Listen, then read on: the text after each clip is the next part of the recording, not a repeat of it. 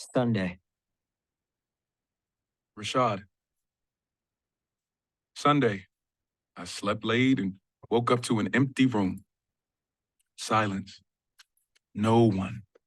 So nice. Sunday TV is just as bad as Saturday TV, so I left it off and laid there in the cold space, staring at the wall, thinking about everything. I was supposed to have been at Jill's party on Friday. Me, English, Shannon, and Carlos. 3-piece and fries. I was supposed to be all up on Tiffany Watts, giving her the business, because even though I was Soldier Boy when I was in school, everybody knew I was nice with the moves. Rhythm ain't never been an issue for me. I was the kid Spoonie made dance in front of his friends when we were younger. Showed them the latest steps that I picked up from music videos. I owned the block party dance contests. So Jill's party, like every party, was my time to two-step without it being a march. My time to be at ease and let the soul seep back into this soldier. Damn shame I didn't make it. Instead, some big-ass cop decided to have a fist party on my face. You know, normal stuff. No biggie. I'm just a punk-ass kid. I have no rights. Just got body slammed for no reason. Just got my life threatened while lying flat on the sidewalk. A broken nose, broken ribs, and a knee in the back is way more exciting than fine-ass girls checking for me after they finish checking for English. Fuck. Knock, knock. The door opened and there was Clarissa pushing my lunch cart in. "Good afternoon, Rashad," she said. She had one of those voices that no matter what was nice. Like, it could never sound mean. You know how some people have those voices? Like kindergarten teachers or librarians. "How we feeling?" she asked, and I was momentarily confused by the we she was referring to. "I'm fine," I said, forcing a small smile. "Good. Make sure you try to get yourself up today. You can't just lie there on your back. Also, I need you to blow into this as hard as you can." She held up a strange-looking plastic thing with a hole sticking out of it. "What is it?" "It's called an incentive spirometer. Because of your ribs, you're going to do everything you can not to cough, but you need to cough. You got to make sure you're getting all the nasty stuff out of your lungs, because if it all stays in, it might turn into pneumonia, and we don't want that." Then she broke it all down to me as if I was a child, which I appreciated because I had never heard of a spirometer before. Luckily, it was a simpler process than the name suggests. All I had to do a few times every hour was breathe in through the tube slowly, hold it, and then breathe out. As she set the spirometer on the side table by my bed, she announced, "For lunch today, we've got chicken tenders and fries and a small salad," while setting the tray down. Then she went through the routine of checking my vitals, blood pressure, and whatever else. Whoever really knows what all those machines and stuff are anyway? I just know the one they put on my arm is for my blood pressure. But who, besides old people, even knows what blood pressure is? "Just make sure I ain't dying," was what I was thinking as the cuff tightened around my arm. Once she left, I got myself up, which was way more painful than I thought it would be. Who the hell knew broken ribs could make everything hurt? Or maybe it was that everything I did made the broken ribs hurt. Seemed like even blinking was painful. I waddled slowly to the bathroom so I could handle my business, the post-sleep pee, which was interrupted by another knock at the door. This time, it was my family. Of course. "Rashad?" My mother called through a crack in the door before pushing it open. I had just flushed and washed my hands while performing the strange task of looking at my bruised and broken face, but only in glimpses. That's all I could take. A few seconds at a time. 3 seconds, then back to the sink. Then back to the mirror for 3 more seconds before darting my eyes over to the paper towels. Anything longer than that made me uncomfortable. Anyway, I was making my way back to the bed when my mother and father came in dressed in their Sunday spiffs. Behind them, even more Sunday, as in Sunday himself, as in Jerome Johnson, as in Pastor Jerome Johnson. "Son, Pastor's here to see you," my father said as I eased back into bed, flashing my ashy butt at everybody, including God. They brought the pastor? I sort of fell quickly onto the mattress and whipped my legs around until they were on the bed. Pathetic. My mother helped me adjust, fluffing the pillow behind my head and pulling the sheet over me, up to my chin, which was way too far. She kissed my forehead and stared at me as if she was trying to recognize the kid beneath the bruises and bandages. "You okay?" "I'm fine," I said, short. She nodded, then glanced at the food tray. She lifted the plate cover, the condensation dripping all over my chicken tenders. Damn, soggy chicken tenders suck. You haven't eaten. It just got here. I just woke up, I said in a take-it-easy tone. She kissed my forehead again, then leaned back so I could get a clear shot of my father, three-piece suited and shiny shoed. And the minister, Pastor Johnson, dressed in an oversized suit, a gold chain with a gold cross lying perfectly in the middle of his fat satin tie. In his hand, the Bible. What else? How you feeling, Rashad? The pastor asked. Everybody was asking that, as if I was ever going to tell them the truth. Nobody wanted to hear the truth, even though everybody already knew what it was. I felt violated. That's the only way I can put it. Straight up violated. And now, to make it worse, I had to have church. Well, sort of church. I had to have prayer. Now, don't get me wrong. I don't have a problem with a good prayer. I mean, I believe in God. At least I think I do.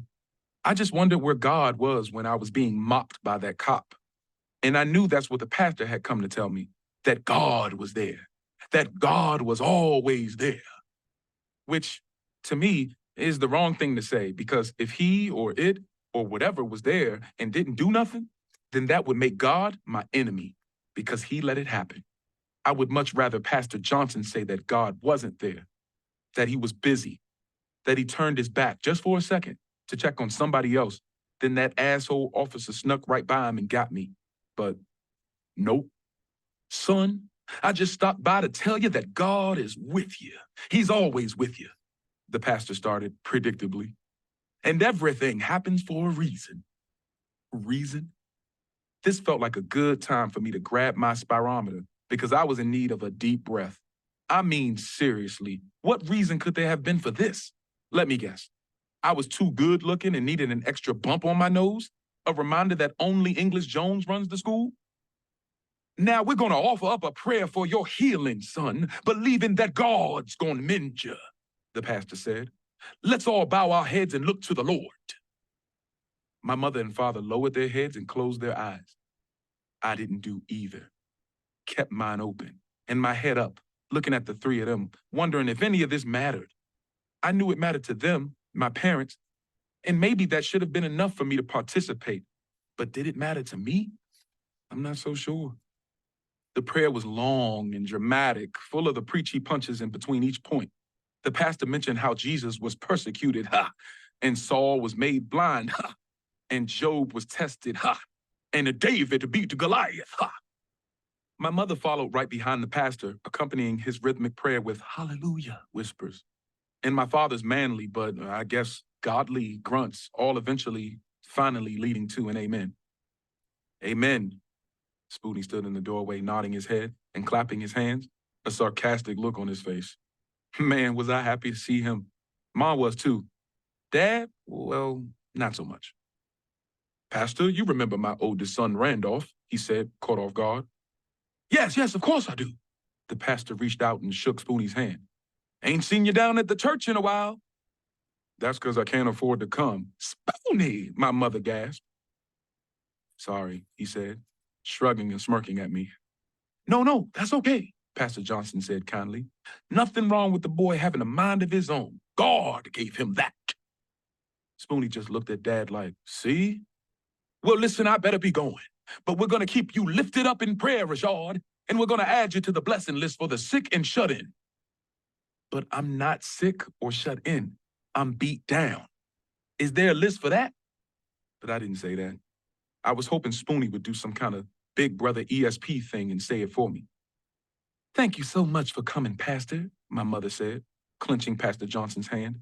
My dad gave him a firm handshake and a tight-lipped nod, and the churchman headed out. 5 seconds couldn't have gone by before Spoonie sat gingerly on the side of the bed and grabbed the remote. Come on, man, it's Sunday. Ain't nothing on but reruns of what we just experienced, I joked. Oh, there's something else on, trust me, Spoonie said pointedly. You know, you don't always have to be so damn disrespectful, Dad started in on Spoonie with a bark, settling into a chair on the other side of the room. Cursing, right after the pastor left. Tisk, tisk, tisk. Spoonie ignored him and turned the TV on. He nodded up to the screen. Check it out. I looked up at the glowing screen, and there it was. There I was, on the freaking news. Again, this is footage that was taken from a smartphone Friday night of a police officer shoving a young man through the door of Jerry's Corner Mart on 4th Street. As you can see, the officer already has the young man subdued.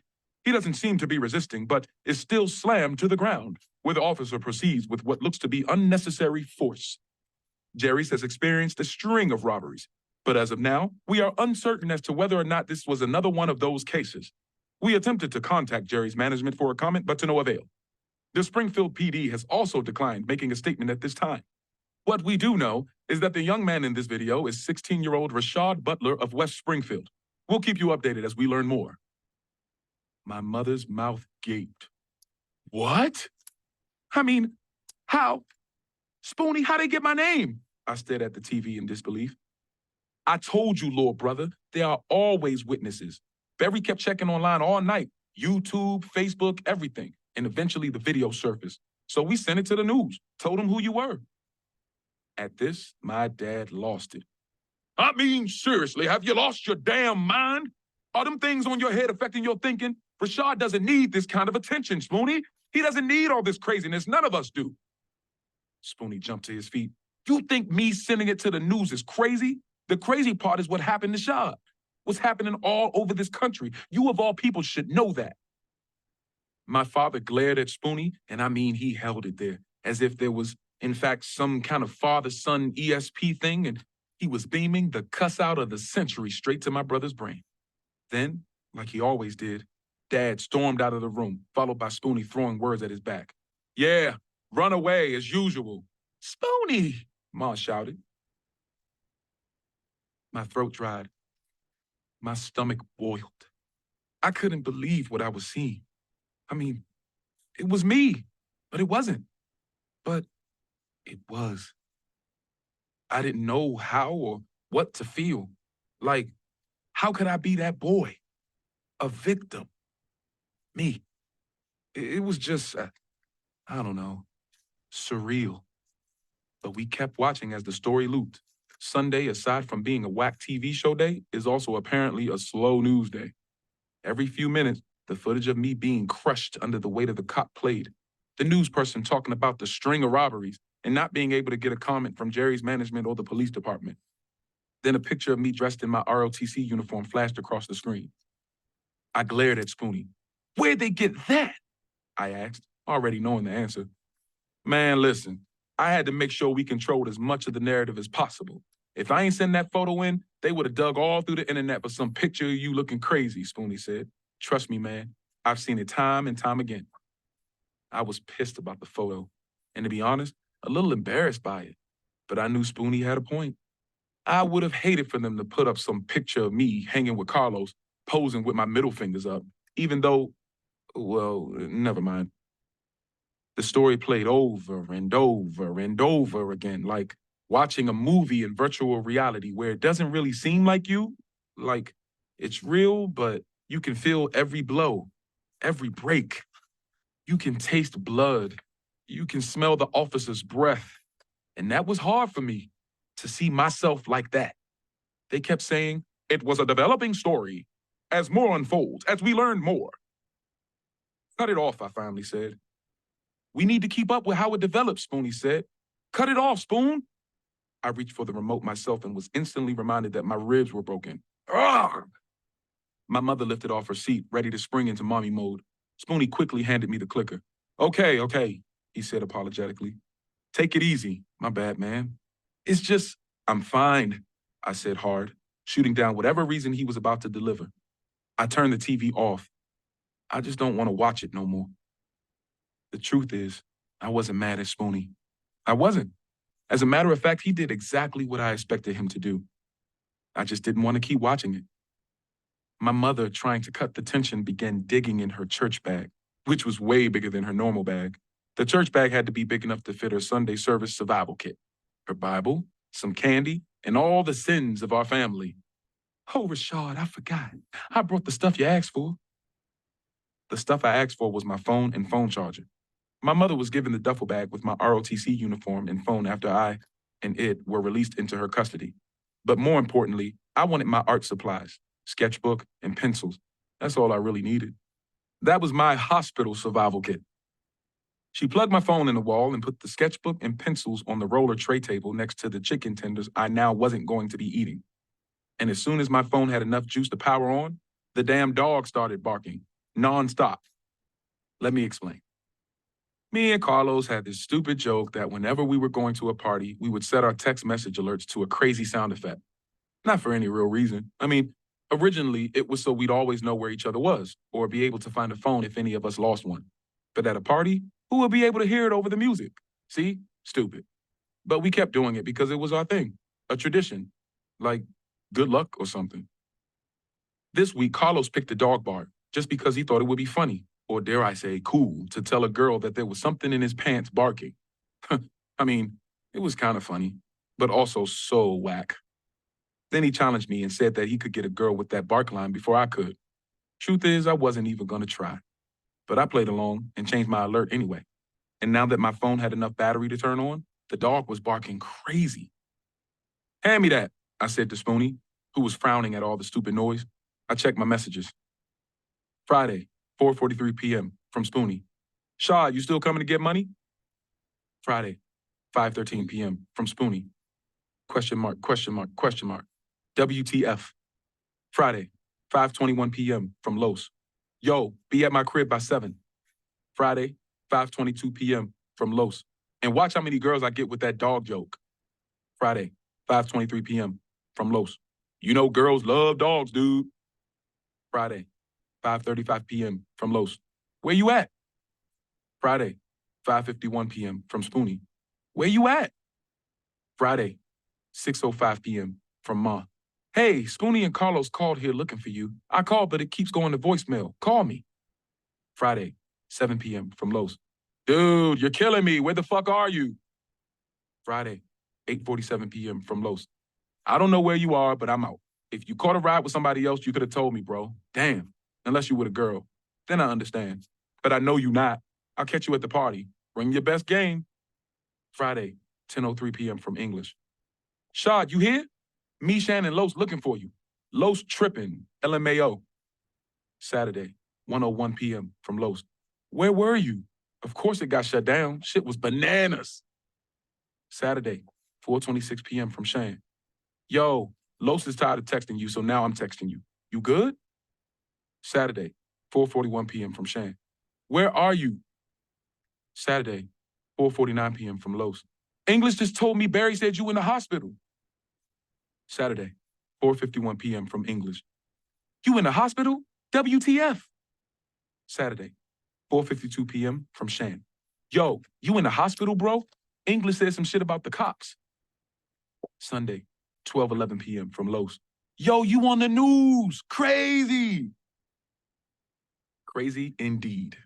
I scrolled through, reading them all before sending quick responses to the three of them, Shannon, Carlos, and English, letting them know that I was okay. Well, I said a little more than that. Sunday, 12:17 p.m. to Los, Shan, English. I'm good, fellas.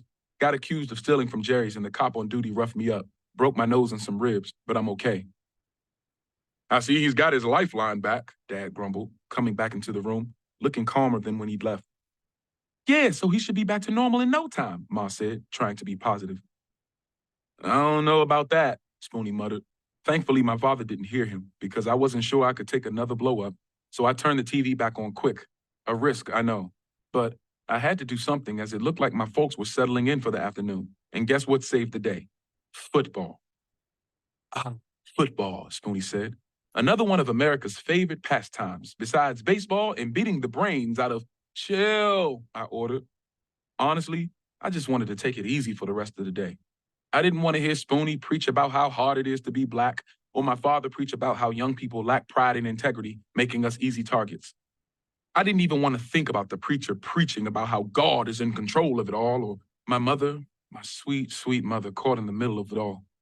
The referee who blows the whistle but is way too nice to call foul on anyone. That's her. She just wants me to be okay. That's it, and that's all. So if football was going to be the thing that took our minds off the mess for at least a few hours, then fine with me. Let's cheer and scream and cuss at the TV, not at each other. When the game was over, my family left. And at that moment, I thanked the God I hoped was there. Back to an empty, peaceful room. Just me and my spirometer, which, by the way, was also pretty painful to use. I mean, to inhale slowly felt like sucking in shards of glass. Yeah, not awesome. After the game, the news came on. The first story was about a kid accused of stealing from a store on the west side. The footage of me being thrown to the ground. Again, again, again. My picture, my name, again. And now, a new development. The officer's name. Officer Paul Galuzzo, and his face on the screen.